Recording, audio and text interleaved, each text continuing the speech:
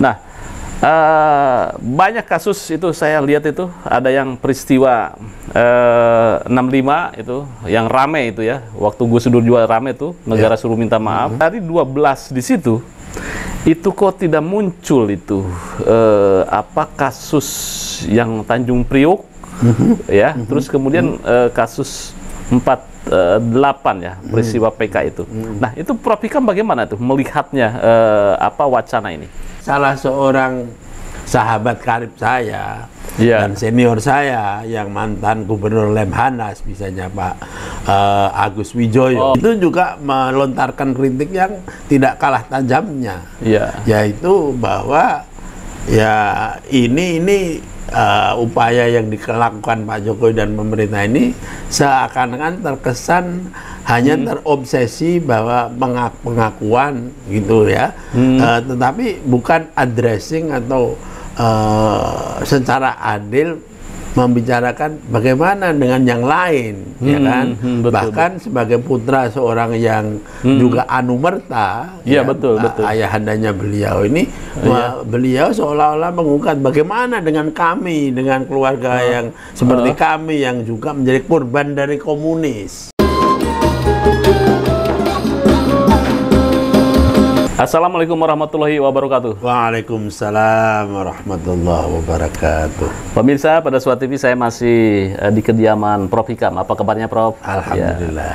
Ya. Prof, ini statement Pak Jokowi ini. Ada 12 kasus pelanggaran HAM berat.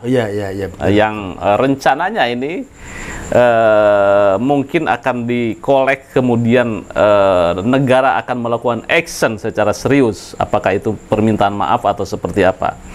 Nah, banyak kasus itu saya lihat itu ada yang peristiwa 65 itu yang rame itu ya, waktu Gus Dur juga rame itu negara suruh minta maaf.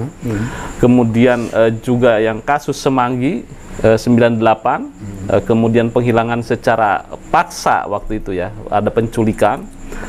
Nah, tapi yang dari 12 di situ itu kok tidak muncul itu apa kasus yang Tanjung Priok ya, terus kemudian kasus 48 ya, peristiwa PK itu.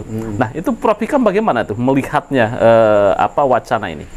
Ya, sebagai satu bentuk apa namanya kepedulian ya terhadap concern masyarakat dan juga masyarakat internasional, ya kita harus husnudzon dulu ya, bahwa apa yang dilakukan Pak Jokowi dengan kemudian mengakui terjadinya peristiwa pelanggaran HAM berat terhadap 12 itu adalah sesuatu yang diniati dengan baik dan sudah menjadi bagian dari usulan-usulan sejak reformasi dulu, dan sudah dilakukan juga oleh beberapa presiden yang sebelumnya, walaupun tentu tidak sempurna karena tentu akan ada ya persoalan-persoalan teknis dan lain sebagainya. Jadi itu dulu ya.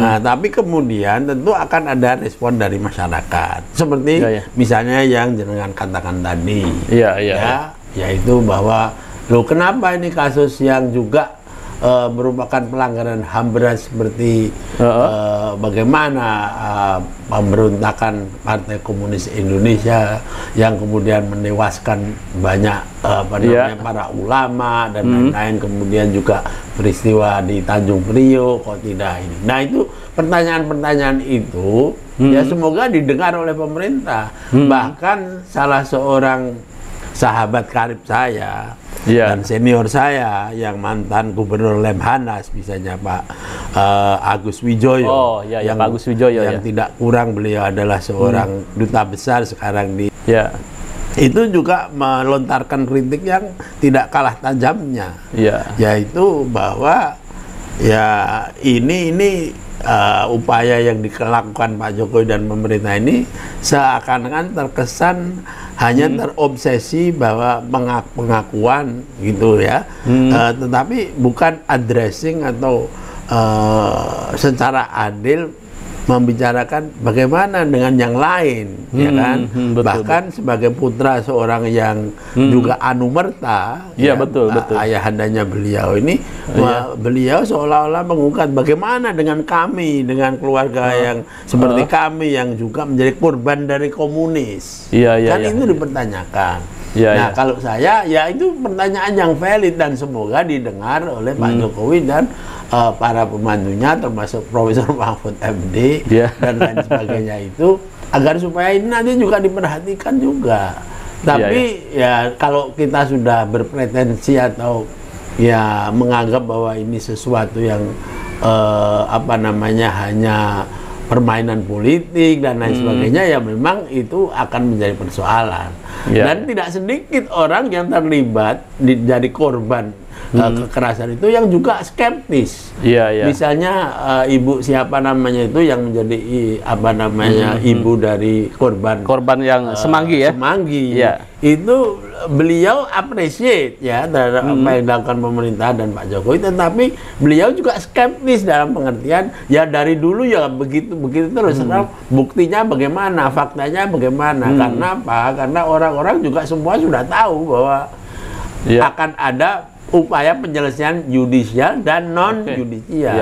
Nah, tampaknya yang yudisial inilah yang justru sebetulnya banyak diinginkan oleh mereka yang menjadi korban, yang menjadi korban itu keluarga korban. Nah, yang non yudisial ini kan misalnya permintaan maaf, kemudian retribusi dan lain sebagainya itu.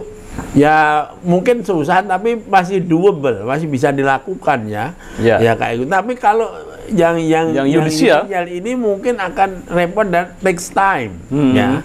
International court dan lain sebagainya itu juga akan tertarik untuk melihat sejauh mana ini bukan hanya semacam kampanye mendekati 2024 dan lain sebagainya. Bahkan teman-teman di NGO atau masyarakat sipil di LSM seperti Amnesty International Indonesia juga kelihatannya cukup skeptis dengan ini gitu.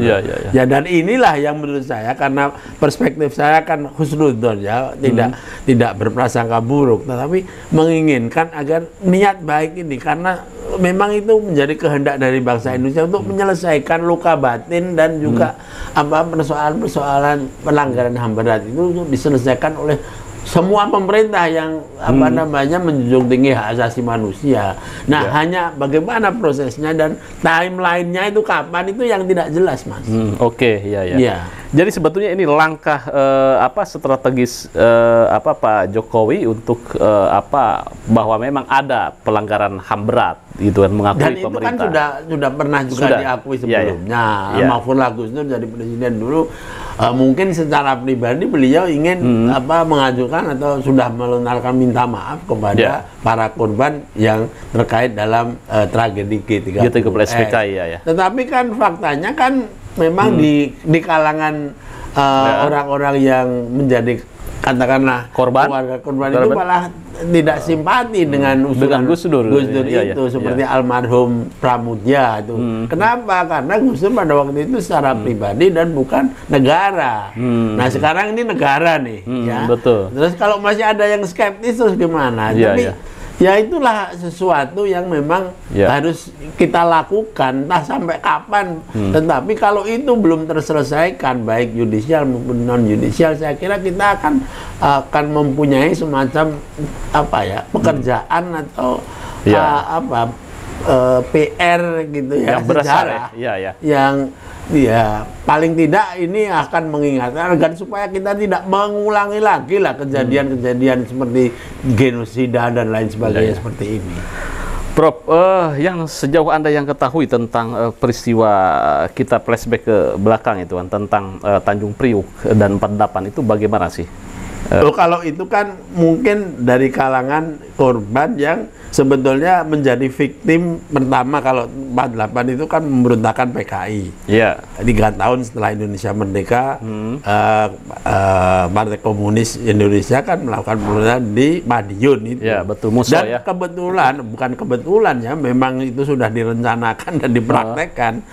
Itu yang banyak menjadi korban itu adalah dari kalangan alim ulama, terutama yang berafiliasi dengan NU. Sehingga self understanding atau pemahaman dari kalangan Nahdliyin, para alim ulama itu, ya bagaimanapun mereka juga korban dari kekejaman dan mungkin juga bisa dianggap sebagai pelanggaran HAM berat. Iya, iya. Kalau tentang apa namanya Tanjung Priok itu kan karena itu kebijakan intimidatif dari Orde Baru yang kemudian mengakibatkan tewasnya beberapa aktivis, terutama aktivis Muslim yang anti terhadap Orde Baru. Nah, itu kan juga harus dihormati sebagai bagian dari pelanggaran HAM berat karena yang melakukan itu adalah alat negara. Alat negara, oke. Iya, jadi maksudnya yang kalau saya memahami itu, ya fair is fair seperti yang dikatakan oleh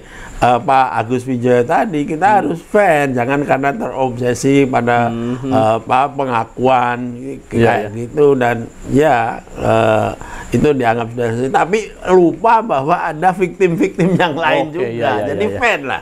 Jadi saya kira kok ya fair juga penanyaan itu. Nah, semoga nanti dengan adanya kritik-kritik ini bukan kemudian meniadakan pengakuan ini yang 12, tapi mungkin akan ada penambahan itu kan ya. Ya, kalau besarnya Mas mungkin akan lebih sadis lagi kalau kita tanyakan lah penjajahan Belanda sekian ratus tahun yang merusak, membunuh dan merampas properti Indonesia itu kan pelanggaran HAM yang super berat. Super berat, ya, betul. Apa yang terjadi sampai sekarang?